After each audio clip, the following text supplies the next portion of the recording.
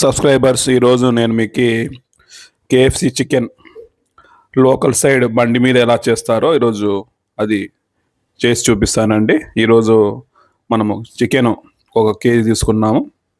ఆ చికెన్లో కొద్దిగా ఉప్పు, కారము, పసుపు, తర్వాత అల్లం వెల్లుల్లి పేస్ట్ ఇవన్నీ తగిన క్వాంటిటీలో వేసుకొని మిక్స్ చేసుకొని మ్యారినేట్ చేసుకోవాలండి. తర్వాత నేను మార్కెట్లో దొరికే చికెన్ కబాబ్ పౌడర్ తీసుకున్నానండి, 3 టీ స్పూన్స్. దీంట్లో కొద్దిగా వాటర్ వేసుకొని కొద్దిగా పేస్ట్ లాగా కలుపుకోవాలి. తర్వాత ఇట్లా నీళ్ళు కలుపుకొని మనము కొద్దిగా థిక్ కన్సిస్టెన్సీ ఉండేటట్టు చేసుకోవాలండి. మనము చికెన్ పీసెస్ తీసుకొని నేను ఇంతకుముందు పేస్ట్ లాగా తయారు చేసుకున్నాను, కానీ దాంట్లో నీట్గా మనము రుద్దుకోవాలా.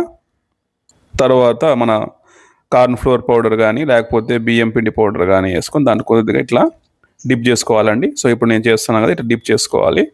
ఈ విధంగా నీట్గా డిప్ చేసుకొని తర్వాత మళ్ళీ పౌడర్లో మీరు బాగా అద్దుకోవాలండి. నీట్గా ఆ పౌడర్లో బాగా అనమాట, పౌడర్ బాగా పట్టేటట్టుగా నీట్గా దాన్ని డిప్ చేసుకోండి.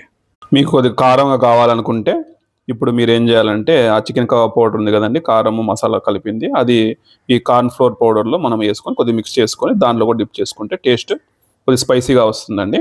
తర్వాత నేను ఏం చేశానంటే ఈ విధంగా మనము ఏదైతే మనము డిప్ చేసుకున్నాం కదండి ఆ యొక్క ముక్కలన్నీ కూడా ఇట్లా ఆయిల్ వేసేసి డీప్ ఫ్రై చేసుకోవాలండి.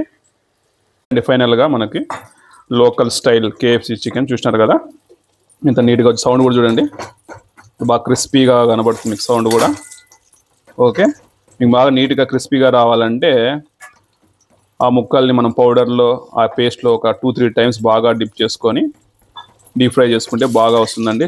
చూడండి ఎలా వచ్చిందో సౌండ్ కూడా నీట్గా, చూడండి ఎలా వస్తుందో, ఇట్లా మనకు వస్తే బాగా నీట్గా వచ్చింది అన్నమాట. సో ఈ విధంగా మీరు నేను ఈరోజు చెప్పినట్టు మీరు కూడా ఈ ఐటమ్స్ ఏదైతే నేను మెటీరియల్స్ చెప్పాను అవన్నీ యూజ్ చేసుకొని మీరు ఈ లోకల్ సైడ్ కేఎఫ్సి చికెన్ చేసుకోవచ్చండి. Like this video, subscribe my channel అండి. థ్యాంక్ యూ అండి.